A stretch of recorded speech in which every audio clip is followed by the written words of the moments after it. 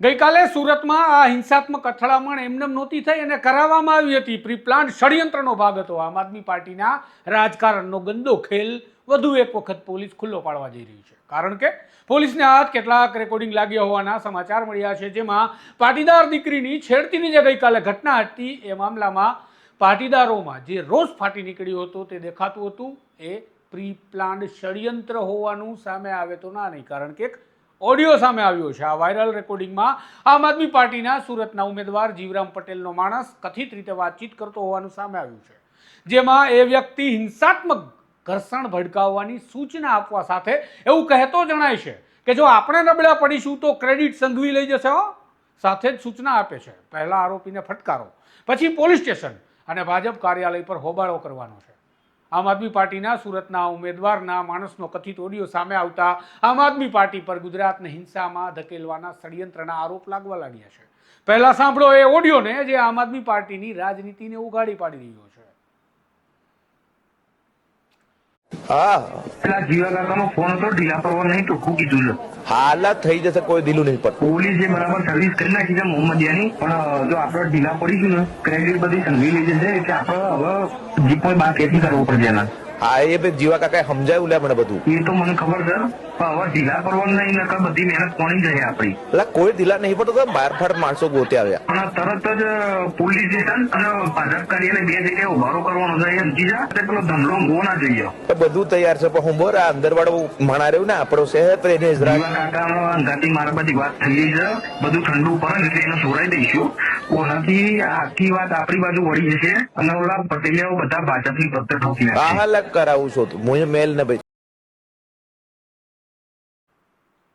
તો તમે સાંભળ્યું એ કથિત ઓડિયો. સુરતમાં ગઈકાલે જે ઘટના બની હતી, જેમાં પાટીદાર સગીર દીકરીને છેડતી કરવાનો મામલો હતો અને તેના કારણે પાટીદાર સમાજના ટોળે ટોળા રસ્તા પર ઉતર્યા. અલથાણા વિસ્તારને જાણે બાનમાં લીધો એ પ્રકારની સ્થિતિ થઈ. પોલીસ સાથે સંઘર્ષ અને ઘર્ષણ થયો.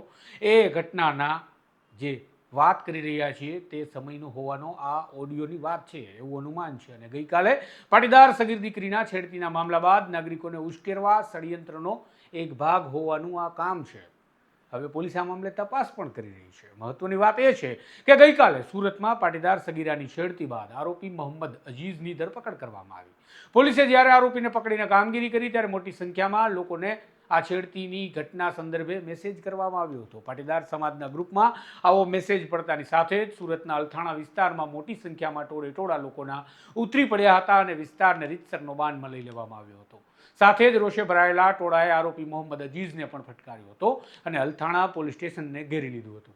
તંગદિલી ભર્યા માહોલની વચ્ચે પોલીસે બળપ્રયોગ કરી મામલો શાંત પાડવો પડે એ પ્રકારની સ્થિતિ થઈ અને પોલીસે બળપ્રયોગ કર્યો, જેમાં એસપીજી સાથે સંકળાયેલા કેટલાક સભ્યોને પણ ઈજા પહોંચી હતી અને માટે તેમને સારવાર માટે પણ ખસેડવામાં આવ્યા હતા.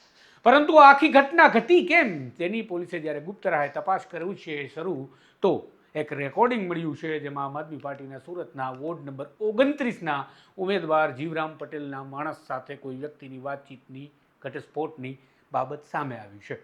જેમાં કેવી વાત થઈ છે એ સાંભળો, પછી વિચારો કે રાજકારણ માટે અલથાણાને કેવા તંગદિલી ભર્યા વાતાવરણમાં ધકેલી દેવાનું આ ષડયંત્ર હતું. હજુ એક વખત તમે ઓડિયો સાંભળો અને ધ્યાનથી સાંભળો. પેલા જીવા કાકાનો ફોન હતો, ઢીલા પડવા નહીં ટૂંકું કીધું છે.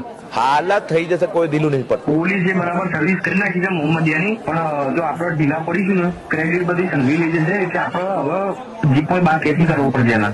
હા, એ જીવા કાકાએ સમજાયું લે મને બધું. એ તો મને ખબર છે, પણ હવે ઢીલા પડવાનું નહીં, નકર બધી મહેનત કોની જાય આપણી. એટલે કોઈ ઢીલા નહીં પડતું, બાર ફાટ માણસો ગોતે આવ્યા. અને તરત જ પોલીસ સ્ટેશન અને ભાજપ કાર્યાલય બે જગ્યાએ ઉભારો કરવાનો છે. સમજી જા, પેલો ધમલો ગો ના જોઈએ. બધું તૈયાર છે, પણ હું બોર આ અંદર વાળો મણા રહ્યું ને આપણો શહેર તો એને જીવા કાકાનો અંગાથી મારા બધી વાત થઈ ગઈ છે, બધું ઠંડુ પડે એટલે એને સોરાઈ દઈશું.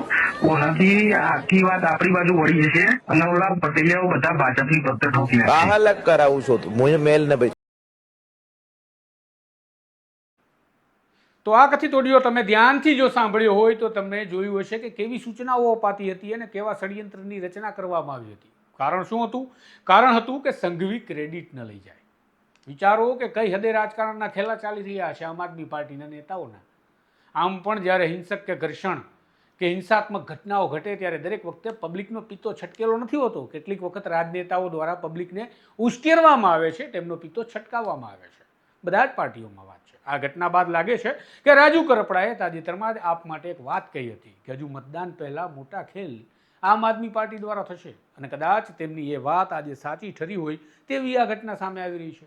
આ મામલે હવે પોલીસ આગળ તપાસ કરી રહી છે, ઊંડી તપાસ કરી રહી છે, નવા ઘટસ્ફોટ થવાના છે અને કેટલીય તપાસો બાદ માહિતી સામે આવશે. પરંતુ તમારું શું માનવું છે આ મામલે કમેન્ટમાં જરૂરથી જણાવજો. નમસ્કાર.